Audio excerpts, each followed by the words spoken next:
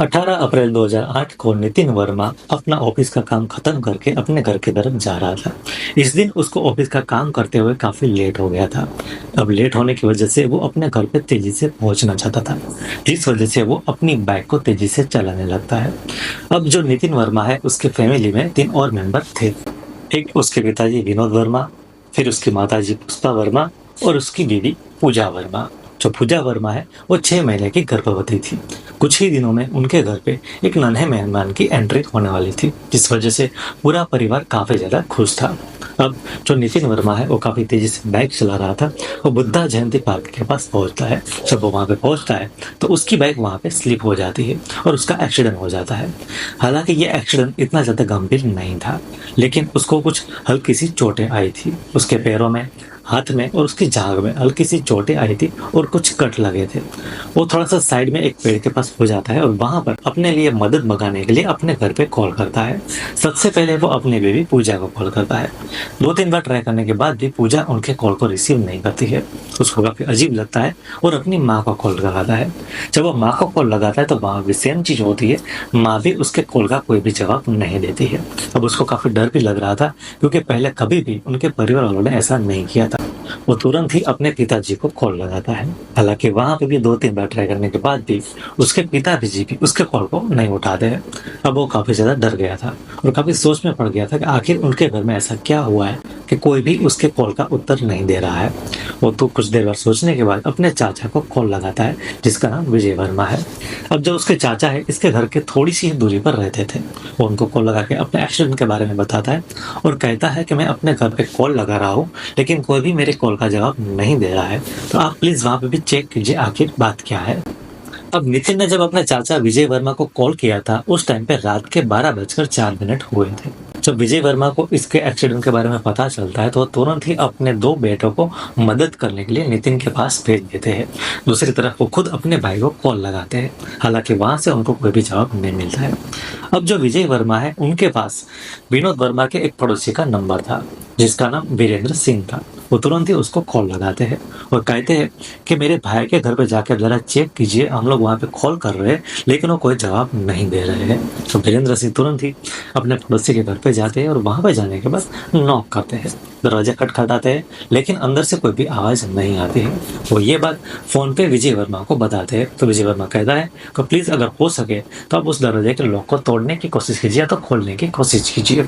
अब वीरेंद्र सिंह दरवाजे को खोलने की कोशिश करने लगते हैं। जब उनका हाथ लॉक के ऊपर पड़ता है तो उनको पता चलता है कि लॉक इस दरवाजे पे किया ही नहीं गया है, दरवाजा ऐसे ही खुला ही पड़ा है। तो तुरंत ही दरवाजे को धक्का देकर अंदर जाने की कोशिश करते हैं। जब वो अंदर की तरफ पहुंचे और वहां का जो नजारा है वो देखते हैं, वो देखने के बाद उनकी चीखें निकल जाती है और तुरंत ही भागते हुए बाहर आ जाते हैं।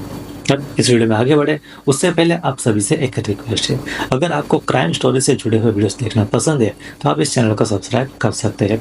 साथ ही इस वीडियो में दी गई जानकारी अगर आपको अच्छी लगे तो वीडियो को लाइक भी जरूर से करें। चलिए अब वीडियो में आगे बढ़ते हैं। वीरेंद्र सिंह जब बाहर आते हैं तो तुरंत ही विनोद वर्मा के भाई विजय वर्मा को बताते हैं कि उनके भाई की लाश सोफे पे पड़ी हुई है और उनका शरीर पूरा खून से लथपथ है। जब ये बात विजय वर्मा को पता चलती है तो तुरंत ही भागते हुए उनके भाई के घर पे आ जाते हैं।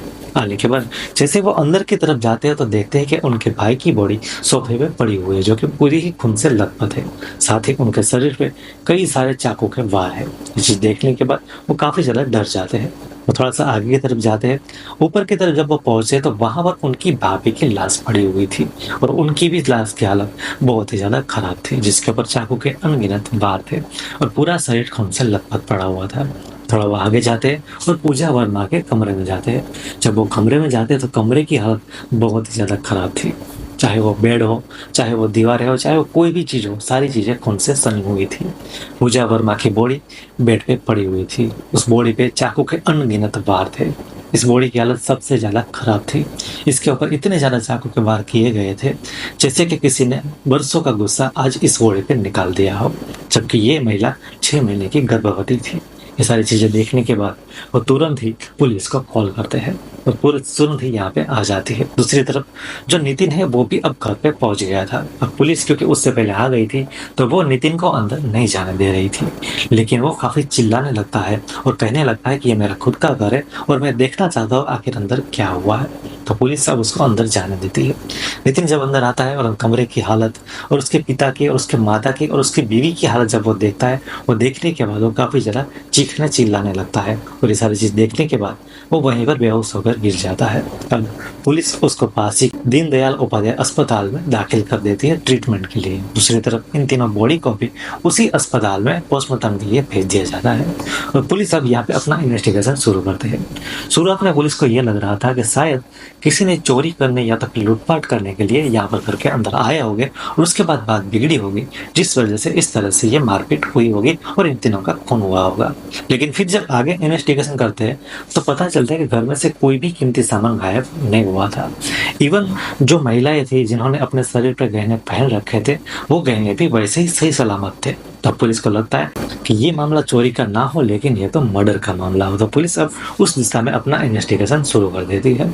तो पुलिस सबसे पहले विनोद वर्मा के बारे में जानकारी जुटाना शुरू करते हैं, उनके बैकग्राउंड के बारे में जानते हैं, उनका पिछला किसी के साथ दुश्मनी थी या तो फिर किसी के साथ झगड़ा था, ये सारी जानकारी जुटाना अब शुरू करते हैं। लेकिन पता चलता है कि विनोद वर्मा के किसी के भी साथ कोई भी दुश्मनी नहीं थी, ना ही किसी के साथ झगड़ा हुआ था। वो तो एकदम शरीफ आदमी थे, साथ ही पिछले कुछ दिनों से वो बीमार भी चल रहे थे, इस वजह से वो घर से बाहर भी नहीं जा रहे थे। तो पुलिस घर के जो बाकी के सदस्य थे उनके बारे में जानकारी जुटाना शुरू कर दे और इन सभी की कॉल डिटेल्स अब वो निकाल पाते हैं। दूसरी तरफ इनके जो पोस्टमार्टम रिपोर्ट थे वो भी आ गए थे। पोस्टमार्टम रिपोर्ट देखने के बाद पुलिस काफी ज्यादा हिली हुई थी। जो विनोद वर्मा थे उनके शरीर पे 18 वार किए गए थे चाकू से। उनके जो पत्नी थी पुष्पा वर्मा, उनके शरीर पे 14 चाकू के घाव थे और जो नितिन वर्मा की पत्नी थी जिसका नाम था पूजा वर्मा, उसके शरीर पर सबसे ज्यादा 42 वार किए गए थे, जो कि अभी 6 महीने की गर्भवती थी। उसके शरीर को देख के यही लग रहा था कि जिसने भी ये काम किया वो काफी ज्यादा गुस्से में ये काम किया था और गुस्से में आने के बाद उस व्यक्ति ने इन तीनों को बड़ी ही बेरहमी से मार दिया था। पुलिस को समझ में नहीं आ रहा था कि आखिर ये काम किसने किया है। अब 19 अप्रैल 2008 को जो नितिन वर्मा है उसकी तबीयत में सुधार होने लगता है, तो उसको उस अस्पताल से डिस्चार्ज कर दिया जाता है, दूसरे अस्पताल में भेज दिया जाता है। अब पुलिस भी उसके पास पहुंचती है, क्योंकि अब वो स्टेटमेंट देने के लिए रेडी था और उसकी अब तबीयत भी सही हो गई थी। तो पुलिस उसका स्टेटमेंट लेने के लिए वहां पे पहुंचती है। जब उसके पास पहुंचती है तो उसका ये कहना होता है कि उस दिन वो ऑफिस में काफी देर तक काम करता रहा था। काम करने के बाद वो देर रात को घर पे आ रहा था, उस वक्त उसका एक्सीडेंट हुआ था, उसकी बाइक स्लिप हो गई थी, फिर उसका एक्सीडेंट हुआ था और वहां से वो अपने घर पे कॉल कर रहा था, लेकिन घर पे किसी ने जवाब नहीं दिया था, तो उसने अपने चाचा को कॉल किया था। तो फिर चाचा ने उनके बेटे को मदद करने के लिए यहाँ पे भेजा था। उसके बाद जब वो घर पे आता है तब उसको सारी चीजें पता चलती है। इसी बीच पुलिस ने जो इनके परिवार की कॉल डिटेल मंगवाई थी वो भी आ जाती है और नितिन का स्टेटमेंट भी आ जाता है। जब कॉल डिटेल को देखा जाता है तो पता चलता है कि नितिन यहाँ पर झूठ बोल रहा है, उसकी पूरी कहानी ही झूठी है। नितिन का ये कहना था कि जब एक्सीडेंट हुआ था तो उसने सबसे पहले अपने परिवार को कॉल किया था, लेकिन कॉल डिटेल में कहीं भी ऐसा नहीं दिख रहा था कि उसने परिवार में कॉल किया हो, जबकि उसका एक्सीडेंट होने के बाद सबसे पहले उसने उसके चाचा विजय वर्मा को ही कॉल किया था। इससे पहले उसने अपने परिवार में कॉल नहीं किया था। लेकिन इसी दिन उसने अपने पड़ोस में रहने वाले एक लड़की को 21 बार कॉल किए थे। ये सारी चीजें देखने के बाद पुलिस काफी ज्यादा हैरान रह गई थी कि आखिर नितिन झूठ क्यों बोल रहा था। दूसरी तरफ उसने ये भी झूठ बोला था कि उसको उस दिन घर पे आने में देर हुई थी। दरअसल नितिन अपने घर पे नौकरी से टाइम पर ही आ गया था, क्योंकि उसने रात को 10 बजे उसके साले के साथ बातचीत की थी। ये उसके साले राहुल ने बताया था। ये चीज जब पुलिस को पता चलता है तो तुरंत ही वो नितिन के पास जाती है और उसको उठा लेती है। नितिन को पास बुलाने के बाद उससे कड़ी पूछताछ करने लगते हैं और सारे सबूत को उसके सामने रखते हैं और फिर अपने तरीके से पूछताछ करते हैं। जब पुलिस सख्ती से पूछताछ करती है तो नितिन टूट जाता है और अपनी सारी कहानी बताने लगता है। दरअसल नितिन का ये कहना होता है कि जनवरी 2007 में उसकी शादी पूजा के साथ हुई थी। वो एक लव मैरिज थी, दोनों एक दूसरे से प्यार करते थे और दोनों ने शादी कर ली थी। अब कुछ दिन वो दोनों खुशी खुशी रहने लगते हैं, कुछ समय बीतता है। उसके बाद उसकी पत्नी को पता चलता है कि जो नितिन है उसका एक लड़के के साथ अफेयर चल रहा है। दरअसल नितिन का अफेयर एक साथ 2 लड़के के साथ चल रहा था, जिसमें से एक के साथ उसने शादी की थी और जो दूसरी लड़की थी जिसका नाम रागिनी था उसका अफेयर अभी भी शुरू था। अब जब पूजा को रागिनी के बारे में पता चलता है तब वो अपने पति नितिन के साथ झगड़ा करने लगती है। इन दोनों के बीच में बार-बार झगड़ा होने लगता है और जब झगड़ा होता है तो उसके माता-पिता को भी पता चलता है कि आखिर इन दोनों पति-पत्नी के बीच में झगड़ा हो रहा है। उसके माता-पिता जब पूजा को पूछते हैं तो वो कह देती है जो नितिन है उसका एक लड़की के साथ अफेयर चल रहा है। जब उसके माता-पिता को इस बात का पता चलता है तो वो भी अब नितिन को डाँट लगाते हैं और कहने लगते हैं कि तुमको ऐसा नहीं करना चाहिए, तुमको उस लड़की को भूल जाना चाहिए और अपने बीवी के साथ अच्छे से रहना चाहिए। हालाँकि नितिन इस बात को नहीं मानता है, वो अपना अफेयर ऐसे ही शुरू रखता है। अब इन दोनों पति-पत्नी के बीच में बार-बार झगड़े होने लगते हैं और जब भी झगड़ा होता था तो उसके माता-पिता उसकी साइड नहीं लेते थे, लेकिन उसकी बीवी पूजा का साइड लेते थे। इस वजह से अब नितिन को इन तीनों के ऊपर गुस्सा आने लगा था। अब ये गुस्सा इस हद तक बढ़ गया था कि वो अब इन तीनों को रास्ते से हटाना चाहता था। इसी बीच 18 अप्रैल 2008 का दिन आता है। इसी दिन पति पत्नी के बीच में झगड़ा होता है और इस दिन उसके कमरे में एक चाकू पड़ा हुआ था। नितिन वो चाकू उठा लेता है और अपनी बीवी के ऊपर अंधाधुंध चाकू से वार करने लगता है। कई सारे चाकू के वार करता है।